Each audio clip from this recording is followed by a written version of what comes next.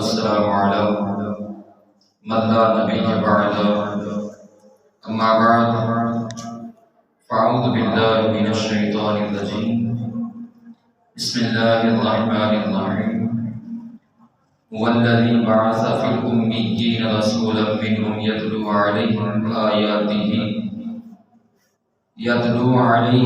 آياته ويزكيهم ويعلمهم الكتاب والحكمة وإن كانوا من قبل لفي ضلال مبين صدق الله مولانا العظيم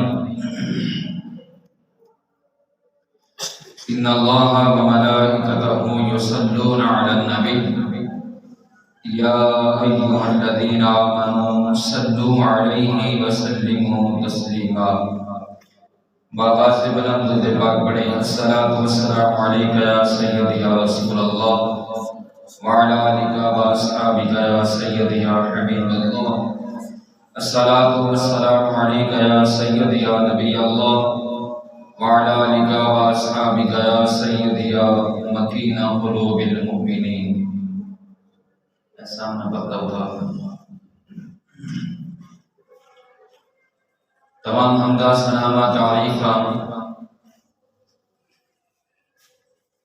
اس رب کائنات کے لیے جو تمام کائنات کا پروردگار ہے، پالن ہار ہے. انگن درود و سلام نبی مکرم نور مجسم شفیع معظم تاجدار انبیاء احمد مجتبی جناب محمد مصطفیٰ صلی اللہ علیہ وآلہ وسلم کی بارگاہ میں ہدیہ عقیدت پیش کرنے کے بعد معزز و حاضرین و سامعین، ہم جمعۃ المبارک کے خطبات میں سیرت مصطفیٰ صلی اللہ علیہ وآلہ وسلم کا مطالعہ کر رہے ہیں. آج ہم حضور نبی مکرم صلی اللہ علیہ وآلہ وسلم کی مدنی زندگی کا آغاز کریں گے، سیرت کا.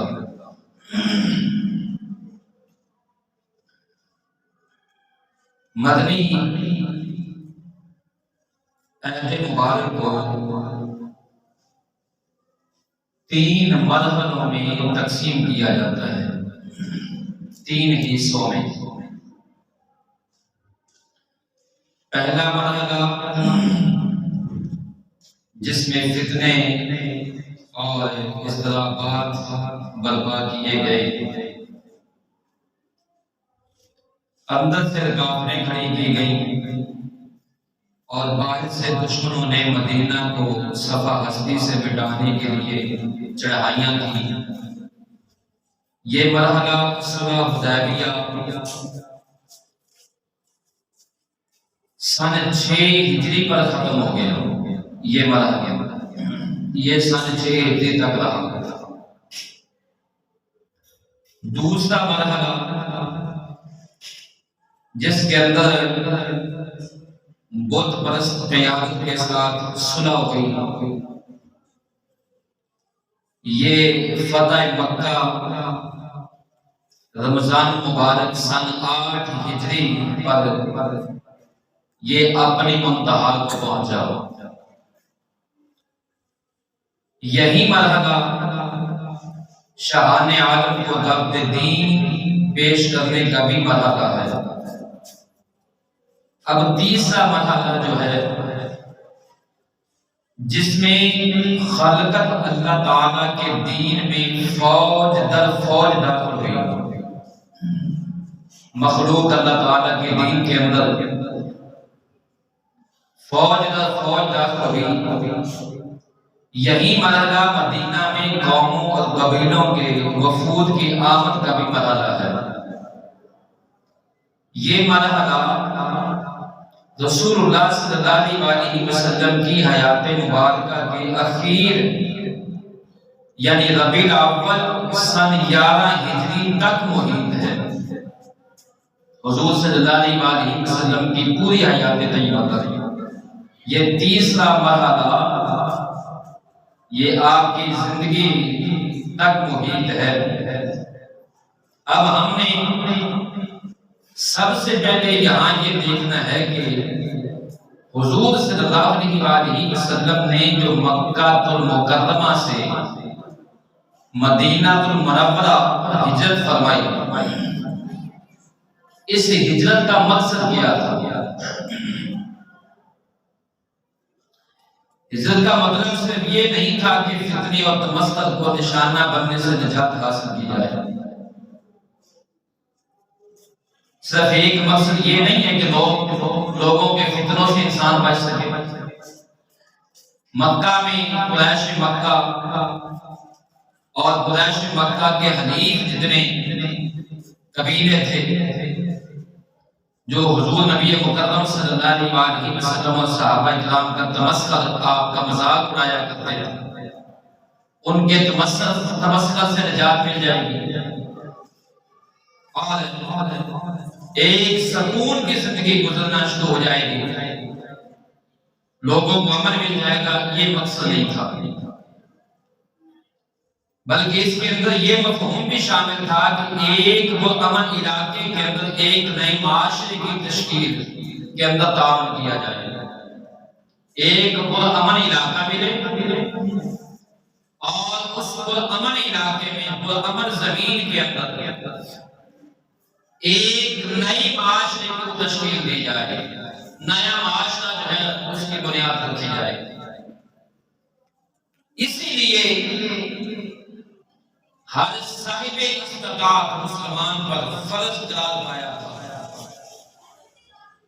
صاحب استطاعت مسلمان کہتے ہیں مالدار، اس پر یہ فرض قرار پایا تھا کہ اس وطن جدید کے تعمیر میں حصہ لے اور اس کی پختگی اور حفاظت اور رفعت شان میں اپنی کوشش صرف کرے۔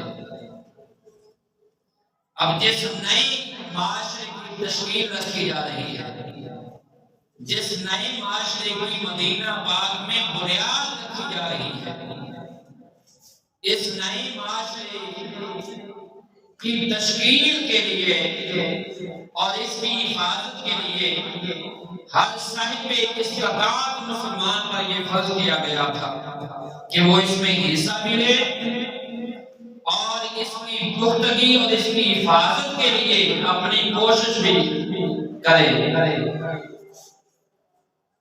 اور یہ بات تو قطعی طور پر معلوم ہے کہ رسول اللہ صلی اللہ علیہ وسلم اس معاشرے کی تشکیل کے امام ہیں۔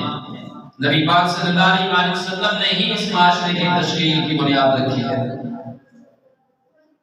آپ صلی اللہ علیہ وسلم اس نئے معاشرے کے امام بھی ہیں، اس نئے معاشرے کے عقائد بھی ہیں، اس نئے معاشرے کے رہنما بھی ہیں، اور کسی نزاع کے بغیر سارے معاملات کی باغ دور جو ہے حضور صلی اللہ علیہ وسلم کے ہاتھ میں تھا۔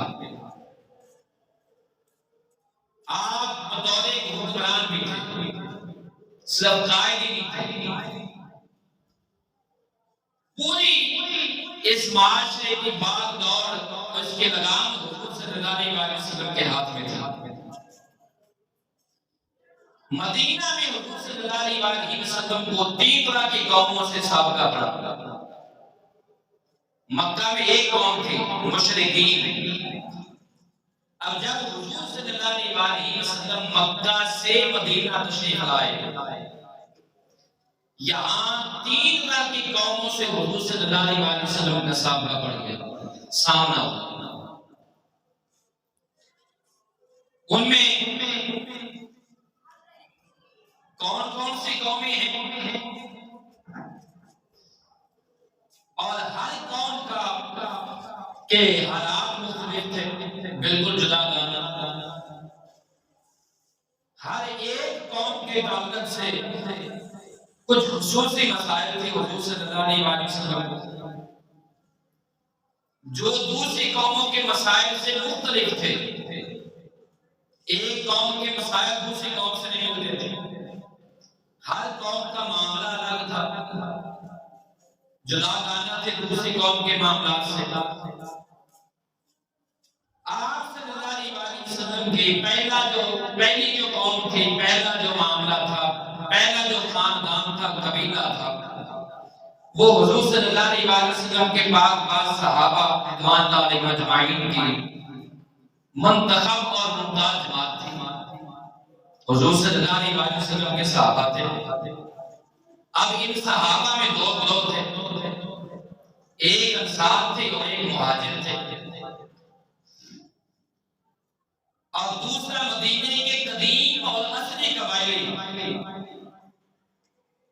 مدینے کے قدیم یعنی جو مدینے میں دیر سے شروع سے رہنے والے تھے، اصلی قبائل سے تعلق رکھنے والے مشرکین بھی ہیں جو اب تک ایمان نہیں لائے تھے، ابھی تک انہوں نے اسلام بھی قبول نہیں کیا تھا، ان سے بھی سابقہ حضور صلی اللہ علیہ وسلم کو پڑ گیا۔ صحابہ کرام سے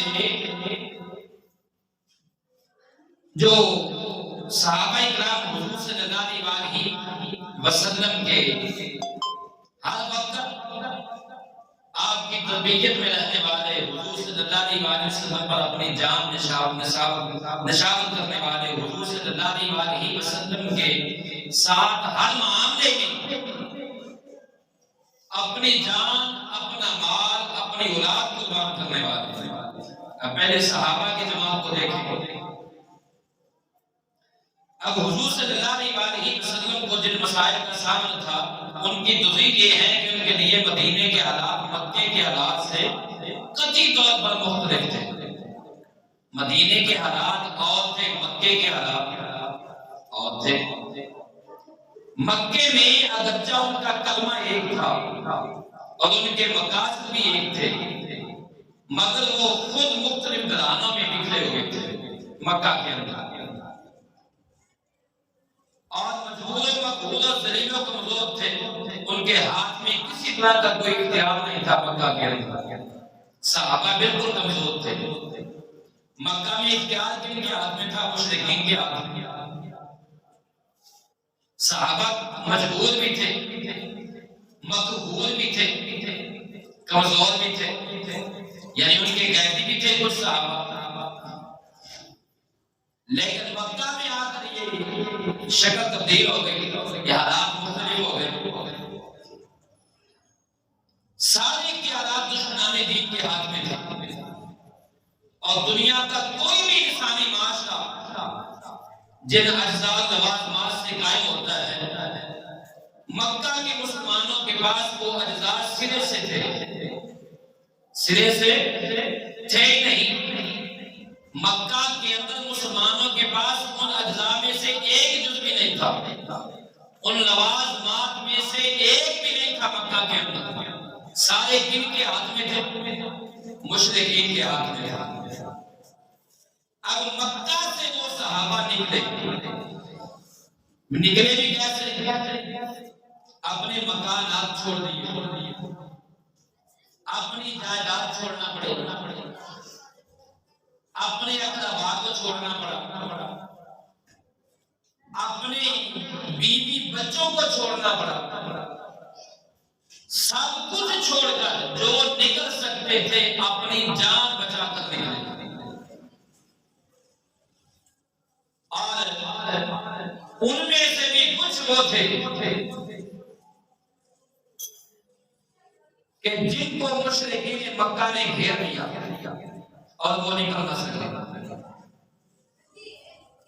اور کچھ اپنے خاندان قبیلوں کی وجہ سے وہ اسلام سے انہوں نے انحراف کر دیا، اسلام سے ہی پھر گئے، اسلام کو انہوں نے چھوڑ دیا اپنے خاندان اپنے قبیلوں کی وجہ سے، اور وہ مکے میں رہ گئے یا وہ مکے میں رہے جو مجبور تھے جو قریش مکہ کی قید میں تھے یا جو قریش مکہ کی قید میں آ گئے ان کو قریش مکہ نے گھیر لیا یا وہ مکہ میں رہ گئے، باقی مسلمان اپنی جان بچا کر مدینہ آ گئے پہنچے، کیونکہ حضور صلی اللہ علیہ وسلم نے ہجرت کا حکم دے دیا تھا۔ اب جب یہ صحابہ مدینہ آئے تو مدینہ میں رہنے والے جو انصار تھے ان کی آمدنی بہت محدود تھی، اور ادھر مہاجرین وہ آئے کہ جن کے پاس نہ مکان ہے، نہ رہنے کے لیے گھر ہے، نہ ان کے بھائی بہن ہیں، نہ اولاد ہے، پاس کوئی چیز نہیں ہے جس سے ان کی جو ہے نا وہ سابقہ زندگی گزر سکے، آنے والی زندگی جو ہے وہ زندگی کا نظام چل سکے، ان کے پاس کچھ بھی نہیں ہے، کوئی چیز نہیں۔ لیکن مدینہ کے اندر صحابہ کی آمد کا سلسلہ یہ ہے مہاجرین کا کہ آئے دن ان کے اندر جو ہے وہ زیادتی ہو رہی ہے، کمی نہیں، یعنی صحابہ جو ہے مہاجرین جو ہے وہ آئے دن بڑھتے جا رہے ہیں، لیکن مکہ میں انصار کی آمدنی وہ محدود ہے۔ اور دوسری بات یہ ہے کہ مکہ کے اندر یہود بھی ہیں، مدینے میں یہودی نہیں تھے، مکہ میں یہودی نہیں تھے، مدینہ میں یہود بھی ہیں۔ مدینہ کے اندر وہ مشرکین بھی ہیں جنہوں نے ابھی تک کلمہ نہیں پڑھا، مگر وہ سرے عام جو ہے حضور صلی اللہ علیہ وسلم کی مخالفت نہیں کرتے تھے، مذہبی نبی نظاری کا ہمارا معاملہ تھا ان کا، ابھی وہ دیکھ رہے تھے، جسے کہتے ہیں کہ انتظار ہو رہی تھی کہ اونٹ کس طرح بیٹھتا ہے، ماحول کو دیکھ رہے تھے۔ یہود بھی جو تھے وہ بھی ابھی تک انتظار میں تھے، یہود مالدار تھے، مدینے میں سرمایہ کاری یہود کے ہاتھ میں تھی، اور اکثریت نظام جو ہے وہ یہود کے ہاتھ میں تھا مدینے میں، لیکن یہ بھی سرے عام کھل کر جو ہے وہ مسلمانوں کی اور حضور صلی اللہ علیہ وسلم کی مخالفت نہیں کر رہے تھے، نہ جناب تھی، یہ بھی انتظار کر رہے تھے کسی موقع کا، اور اسی انتظار کے اندر اب معاملہ یہ ہوا، مسلمانوں کی جماعت میں دو طرح کے لوگ تھے، ایک وہ جو خود اپنی زمین، اپنے مکان، اپنے اموال کے اندر رہ رہے تھے،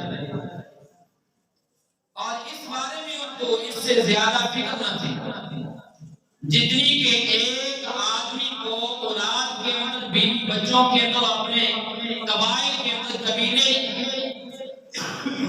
کے اندر ہو سکتے ہیں۔ اب دوسرے مسلمان وہ تھے کہ جن کے پاس کچھ بھی نہیں تھا،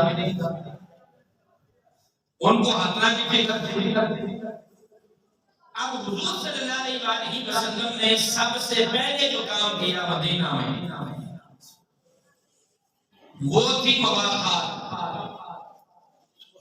حضور صلی اللہ علیہ وسلم نے ایک انصاری صحابی کو ایک مہاجر صحابی کا بھائی بنا دیا، مواخات قائم کی ہے،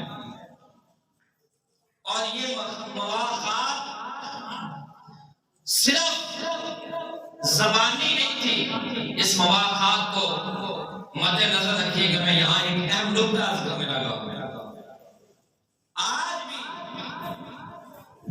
کچھ لوگ ہمارے ہاں میں، ہر قبیلے میں، ہر گاؤں میں، ہر شہر میں، ہر دیہات میں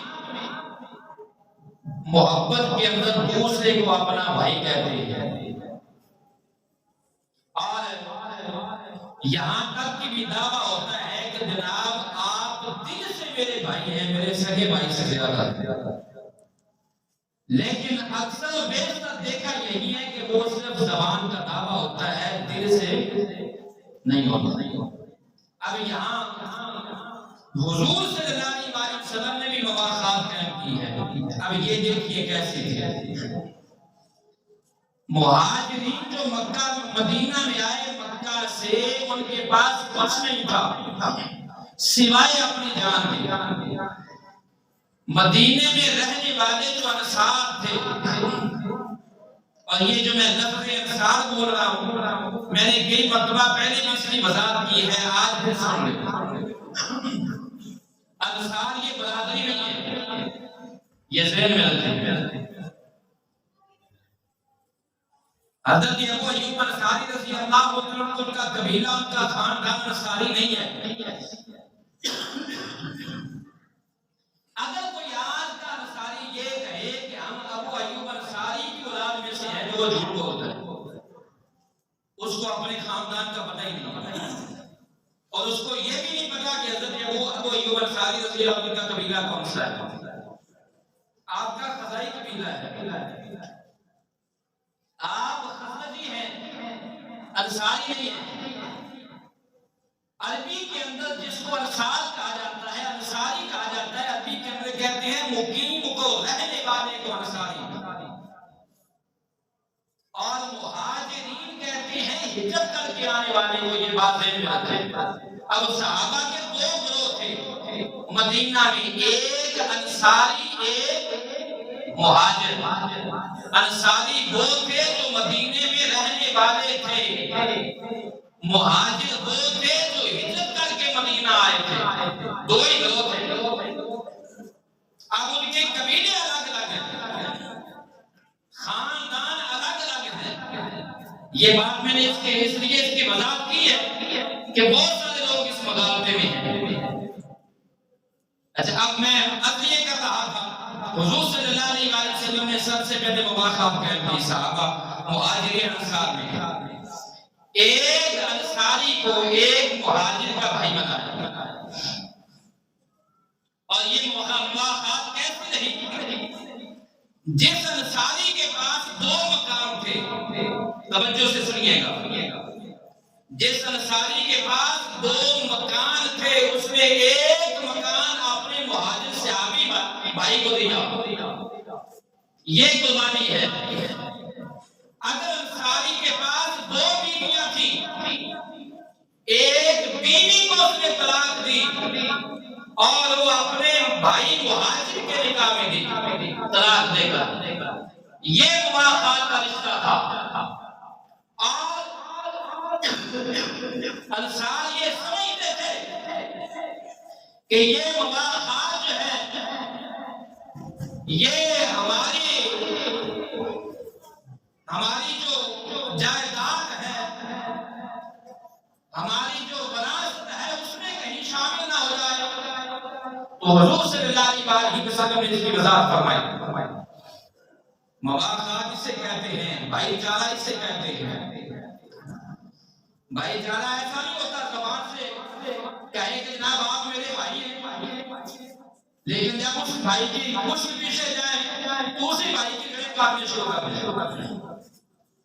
یہ بھائی نہیں ہے، یہ منافقت ہے۔ اب حضور صلی اللہ علیہ وسلم نے مواخات قائم کی، اور اسی مواخات میں سیدنا علی المرتضیٰ شیر خدا کرم اللہ وجہ کریم جب مدینہ آئے، انہوں نے دیکھا حضور صلی اللہ علیہ وسلم نے مہاجرین اور انصار میں مواخات قائم کر دیا، ایک مہاجر کو ایک انصاری کا بھائی بنا دیا۔ تو علی المرتضیٰ شیر خدا کرم اللہ وجہ کریم آپ ہونے لگے، آنکھوں سے آنسو جاری ہوئے۔ حضور صلی اللہ علیہ وسلم نے پوچھا، اے علی روتے کیوں ہو؟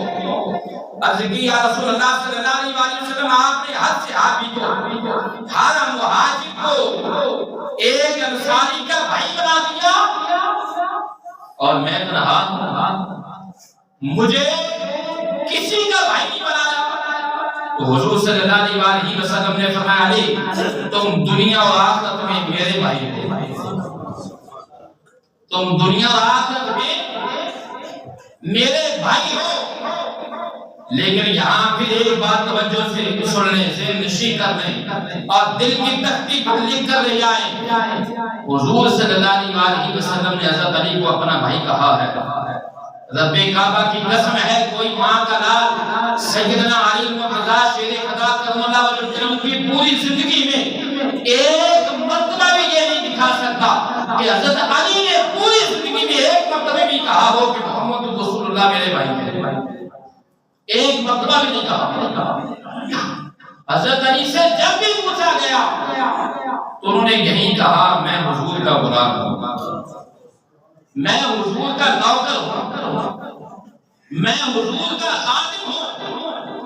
حالانکہ اگر نسبی رشتے سے دیکھا جائے تو علی المرتضیٰ شیر خدا کرم اللہ وجہ کریم حضور صلی اللہ علیہ وسلم کے چچا زاد بھائی نسبی رشتے سے بھی دیکھا جائے اور حضور صلی اللہ علیہ وسلم نے مواقعات کے موقع پر بھی یہ فرمایا کہ تم دنیا آخرت میں میرے بھائی ہو، لیکن اس کے باوجود سیدنا علی المرتضیٰ شیر خدا کرم اللہ وجہ کریم نے ایک مرتبہ بھی یہ نہیں کہا، جملہ نہیں بولا، کس لیے؟ سوئے ادب حضور صلی اللہ علیہ وسلم کی غلامی میں انہیں یہ جانتے تھے، انہیں یہ پتا تھا جو مزہ، جو سرور، جو لذت حضور کی غلامی میں ہے وہ نصب میں وہ شاید بھائی بن کر نہ ہو۔ اب یہ پہلا کام حضور صلی اللہ علیہ وسلم نے کر دیا۔ اب دوسری قوم جو مدینے کہ اصل مشرک باشندوں پر مشتمل ہے، ان کا حال یہ تھا کہ انہیں مسلمانوں پر کوئی بالادستی حاصل نہ تھی، کچھ مشرکین شک و شبہ میں مبتلا تھے، جس طرح کہ میں پہلے عرض کر چکا ہوں، اور اپنے آبائی دین کو چھوڑنے میں تذبذب کا شکار تھے، دیکھ رہے تھے کہ آگے معاملہ کیا ہوتا ہے۔ لیکن یہ جو گروہ ہے مدینے کے مشرکین کا، یہ جلد ہی مسلمان ہو گئے تھے، انہوں نے جلد ہی اسلام قبول کر لیا تھا اور حضور صلی اللہ علیہ وسلم کی غلامی کا بڑا انہوں نے اپنے گلے میں ڈال لیا تھا۔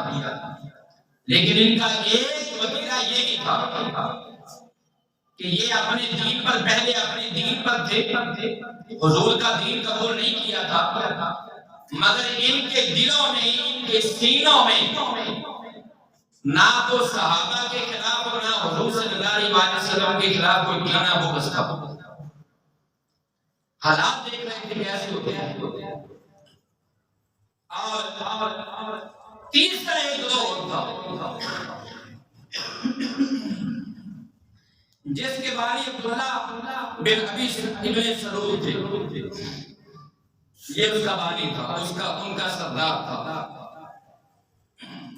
اور اس کے سینے میں صحابہ اکرام کے خلاف اور حضور صلی اللہ علیہ وسلم کے خلاف شدید بغض تھا۔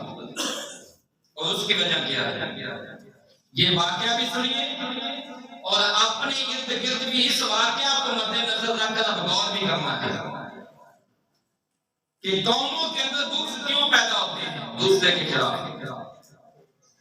برادریوں کے اندر، قبیلوں کے اندر اور علاقے کے اندر کچھ لوگوں کے خلاف جو ہیں ایک دوسرے کے ساتھ جو بغض پیدا ہو جاتے ہیں وہ کیوں ہوتے ہیں۔ یہ واقعہ میری اور آپ کی زندگی کے لیے ایک سبق آموز واقعہ ہے، نمونہ ہے حضور صلی اللہ علیہ وسلم کی سیرت، ویسے پوری سیرت حضور کی نمونہ ہے، لیکن یہ واقعہ باعث عبرت ہے۔ عبداللہ ابن ابی بن سلول یہ وہ شخص ہے جس کو جنگ بعث کے بعد اپنا سربراہ بنانے پر اوس اور خزرج نے اتفاق کر لیا تھا۔ اوس اور خزرج یہ مدینہ میں دو قبیلے تھے اور یہ بڑے قبیلے تھے، اور کی آپس میں شروع سے جنگ تھی، ان کے اندر کبھی بھی جنگ نہیں ہوئی۔ حضور صلی اللہ علیہ وسلم کی تشریف آوری سے پہلے آپس میں جنگ و جدال رہتا تھا ان کے درمیان، ہمیشہ جنگ چلتی رہی، یعنی جس کو کہتے ہیں کہ خاندانی جنگ تھی ان کی۔ لیکن جب جنگ بواس ہوئی، جنگ بواس میں پہلے ذکر کر چکا ہوں کچھ جمعے پہلے، جب جنگ بواس ہوئی تو جنگ بواس کے بعد اوس اور خزرج ان دونوں قبیلوں نے آپس میں اتفاق کیا کہ ہم عبداللہ بن ابی بن سلول کو اپنا سردار مقرر کر دیں، اپنا حاکم بنا دیں۔ اتفاق ہو گیا۔ جو اوس کے حلیف تھے قبیلے انہوں نے بھی اتفاق کر لیا، جو خزرج کے حلیف تھے انہوں نے بھی اتفاق کر لیا، اور اس عبداللہ بن ابی سلول کے لیے تاج بھی شاہی تاج بن رہا تھا جو اس کے سر پر سجایا جانے والا تھا۔ اور آپ 1450 سال پیچھے جائیں تو جو شاہی تاج جو بنتا تھا وہ تو لوہے کی یا سٹیل سلور کی ٹوپی نہیں ہوتی تھی، وہ سونے کا تاج اور جواہر ہیروں کا تاج ہوتا تھا۔ اب وہ تاج بھی بن رہا تھا، ادھر تاج بن رہا تھا، ادھر تیاریاں ہو رہی تھی جو ایک سے سر پر رکھا جانے والا تھا۔ اچانک سے ادھر حضور صلی اللہ علیہ وسلم کے مدینہ میں تشریف آوری ہوگا۔ جب حضور صلی اللہ علیہ وسلم کی تشریف آوری ہوئی تو اب لوگوں کی توجہ حضور صلی اللہ علیہ وسلم کی طرف مڑ گئی، لوگ حضور صلی اللہ علیہ وسلم کی بارگاہ میں آ گئے، اور عبداللہ بن سلول کی جو جدراہٹ تھی، جو تاج پوشی ہونے والی تھی، وہ ختم ہو گئی۔ اب اس کے دل میں یہ بیٹھ گیا کہ میرا تاج جو ہے وہ حضور صلی اللہ علیہ وسلم نے چھینا ہے، حضور صلی اللہ علیہ وسلم اور صحابہ نے چھینا ہے۔ اگر یہ نہ آتے تو یہاں کا سردار میں بنتا، اگر یہ نہ آتے تو یہاں کا بادشاہ میں ہوتا مدینے کا، اگر یہ نہ آتے تو سردار جو ہے بادشاہی کا، سربراہی کا، سرداری کا تاج میرے سر پر ہوتا۔ یہ آ گئے ہیں، ان کی وجہ سے میرا تاج گیا۔ یہی حال آج بھی کچھ لوگوں کا ہے، کچھ لوگوں کے دل میں بھی یہ بات بیٹھی ہوئی ہے، فلاں آدمی آیا تو میرے علم کا بھانڈا پھوٹ گیا، مجھے علاقے کے اندر لوگ سب سے زیادہ علم والے جانتے تھے، اب اس آدمی کی وجہ سے میرے علم کا بھانڈا پھوٹا ہے، میرا اعتماد اس آدمی کی وجہ سے خراب ہوا، علاقے کے اندر جو میری دھان بیٹھی ہوئی تھی وہ اس بندے کی وجہ سے خراب ہوئی۔ لہذا وہ شروع سے لے کر جو ہے وہ ایک عداوت اور ایک بغض سینے میں ہے جو بار بار اگرتا ہے، بار بار جو ہے وہ بیٹھتا ہے۔ یہی عبداللہ بن سلول والا حال ہے۔ اب اس کے دل میں یہ بغض بیٹھ گیا کہ میرا تاج جو ہے حضور کی وجہ سے چھینا گیا، انہوں نے چھینا ہے۔ اب حضور صلی اللہ علیہ وسلم کی بارگاہ میں صحابہ فوج لوگ آ رہے، لیکن جب جنگ بدر ہوئی تو عبداللہ بن سلول نے اب دیکھا کہ اگر میں اسی اپنے بغض اور اناج کے اندر گھرا رہا تو میں دنیا کا فائدہ بھی حاصل نہیں کر سکتا۔ اب اس نے بظاہر کلمہ پڑھ لیا، بظاہر لفظوں پر غور کریں، اس نے بظاہر کلمہ پڑھا، دل سے نہیں، بظاہر اسلام قبول کر لیا۔ اب وہ زبان سے تو کلمہ پڑھتا تھا مگر دل میں بغض رکھتا تھا، بظاہر وہ حضور کے پیچھے نماز بھی پڑھتا تھا، دل میں بغض تھا۔ بظاہر حضور صلی اللہ علیہ وسلم کی بارگاہ میں آتا بھی تھا، لیکن دل میں بغض تھا، دل میں وہ ہر وقت اس امید پر تھا کہ کسی وقت بھی موقع ملے حضور اور مسلمانوں پر حملہ کر دیا جائے، لیکن اللہ نے وہ موقع آنے نہ دیا۔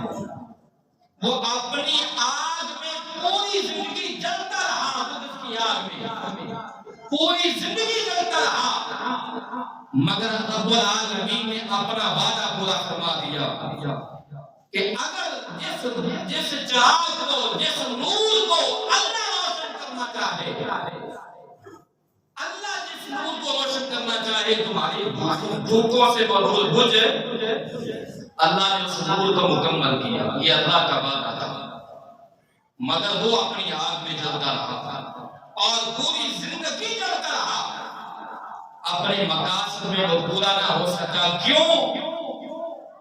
جنگ بدر کے بعد تو جو مشرکین مکہ تھے، جو اپنے آپ کو بڑے بڑے سورما سمجھتے تھے اور جو سمجھتے تھے کہ ہم ہی عرب کے سردار ہیں، ہمارے حکم کے بغیر تو کوئی پتہ نہیں ہلتا۔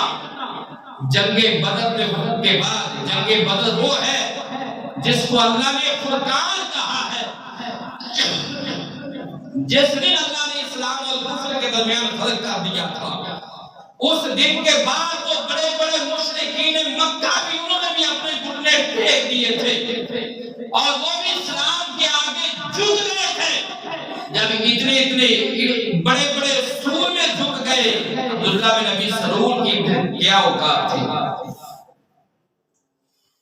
اس کی پھر کیا اوقات رہے گی کہ وہ نہ جھکتا؟ لیکن پھر بھی کچھ کر نہ سکا، لیکن حضور کا بغض جو ہے اور اسلام کا بغض اپنے سینے میں لے کر ہی مرا، دل سے اسلام قبول نہیں کیا اس نے۔ پوری زندگی نماز بھی پڑھتا رہا حضور کے پیچھے، بغض بھی سینے میں رکھا، پوری زندگی حضور کی بارگاہ میں آتا بھی رہا، لیکن سینے سے بغض نہ گیا۔ اسے کہتے ہیں منافقت، کہ دل میں بغض بھی ہو اور جب حضرت صاحب آئے تو جھک کر سلام بھی کریں۔ تو مولا علی کرم اللہ وجہ کریم فرماتے ہیں جو زیادہ جھک کر سلام کرے اس کے فتنے سے بچائے، اس کے دل میں محبت نہیں۔ اللہ رب العزت کی بارگاہ میں دعا ہے، رب العالمین مجھے آپ احباب کو حضور صلی اللہ علیہ وسلم کی سیرت کو سمجھنے کی توفیق عطا